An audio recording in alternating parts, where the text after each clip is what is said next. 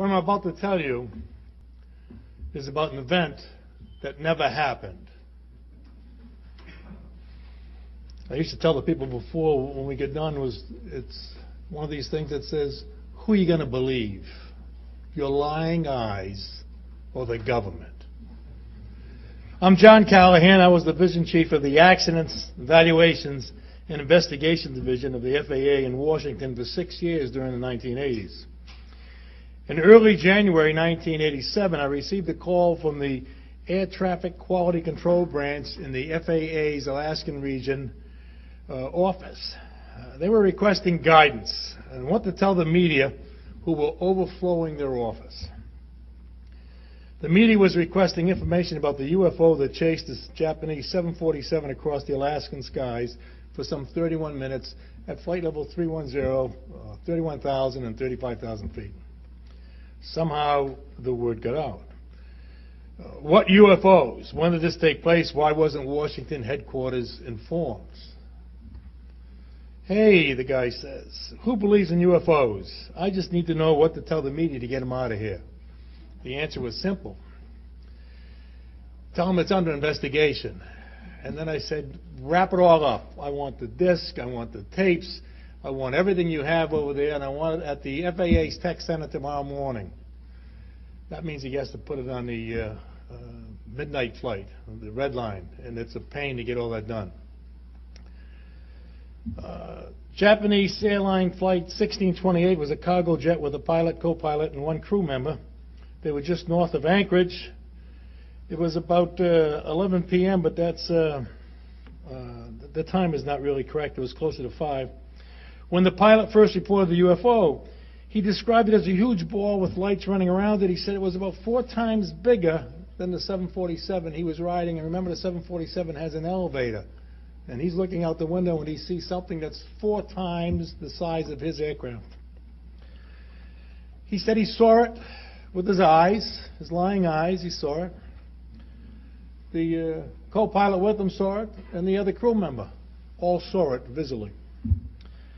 Over the course of the next 31 minutes, the UFO jumped miles in a few seconds. The radar sweep at that antenna was like 10 seconds.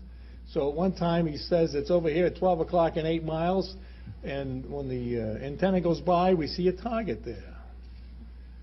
10 seconds later, it is now behind him, 6, 7 miles behind him. So it's going from 8 miles out here to 6 or 7 miles back here, really in like 5 or 6 seconds. Okay. After receiving the data from Alaska almost 2 months later after this happened, I briefed my boss, Harvey Safir, and the FAA administrator at the time was Admiral Ingen. And the Admiral said to go to the tech center to find out what's happening. I want to know what's going on. Now, the FAA had developed a program that was capable of recreating the traffic on the controller's scope. We call it today a plan view display, PVD. I instructed the FAA specialist to synchronize the voice tapes with the radar data so we could hear everything the controller and the pilot said, and we could be looking at the scope at the same time. So it would be as if you were standing behind the controller watching what was going on. The printout and radar playback displayed primary targets in the vicinity of the 747. These target returns were displayed about the same time and place as the pilot advised viewing the UFO. And if we had the capability of showing you this, you would see it also. Of course, the CIA said you can't see it because it's not there. Now, both the radar and manual controller observed the primary target. The military controllers also viewed the primary target on their radar, and they identified it as a double primary, a very large primary. The pilot and crew viewed the target on their radar, and they were also able to see the huge UFO out there with their own eyes. Now, if this craft had been a Learjet or a military aircraft in today's air traffic operations, when the pilot looks out the window and sees somebody shooting across his nose or flying along with him, the first thing he does is call air traffic and say, hey, do you have traffic at my altitude? And the controller would panic, looks at the scope and says, no, we don't have any traffic at your altitude. Well, it's an unknown.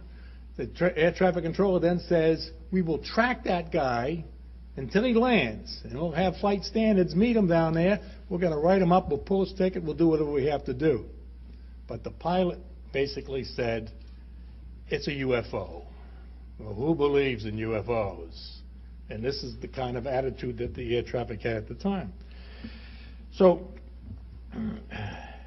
when I went back to headquarters, I gave Admiral England a quick briefing and showed him the video. He set up a briefing with the President Reagan's scientific staff, and he told me my function was to hand this operation off to those people. And those people ended up being the CIA, the President's group, a bunch of grunts that came to the meeting.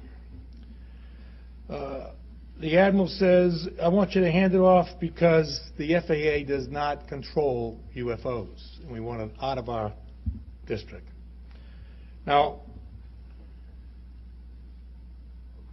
I brought a copy of the videotape I made. I had bought a camera for Christmas just before this happened, and I took a videotape of it.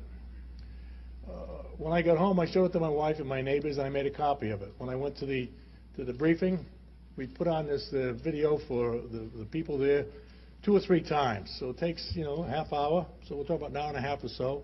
They asked a bunch of questions, very intelligent questions. They wanted to know the speed of the antenna. They wanted to know the frequency of the antenna. They wanted to know the beam width of the antenna. They wanted to know the algorithm for the height finding equipment. And the people I brought up in the room were all headquarters technical engineers, hardware and software people, and they gave those answers like they were a high school math coach. A squared, B squared, C squared. They spit that stuff right out. It was really amazing to watch these guys work. When they got done, the CIA said to all the people there, this event never happened. We were never here. And you're all sworn to secrecy. We are confiscating all this data. And they did. They took everything that was in the room. In those days, when you printed out something from the computer, it printed out boxes and boxes and boxes of these printouts. You remember these from the days when we used to see it on TV? Boxes and boxes of this stuff. This is titled UFO Incident at Anchorage on 11/18/86. And it tells you what data is in here. So we could take a chart and we could reproduce everything that the controller's seen on a piece of paper. Well, they took all that data. A few days later, they brought in, or a few weeks later, I guess it was, they brought in the FAA's report of the event that never happened. I had them put it on a little table in my room in the corner, and I said, well, leave it there, and when the CIA wants the rest of the data, I'm sure they're going to come and get it. Not too long after that, they brought the voice tapes for the same incident, and we put that on top of that package, waiting for the CIA to come and get it. Now, when I was at the tech center, I had the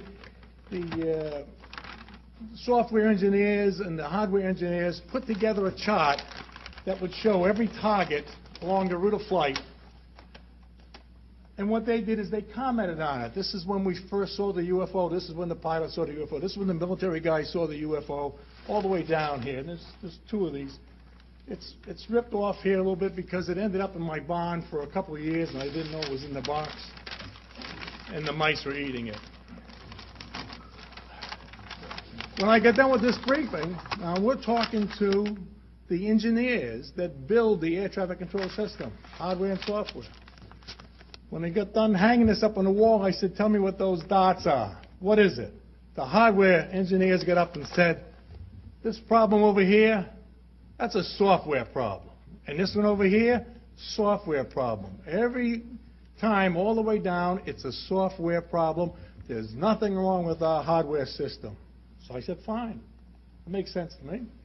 So the software guy gets up, and he says, this target over here, that's a hardware problem.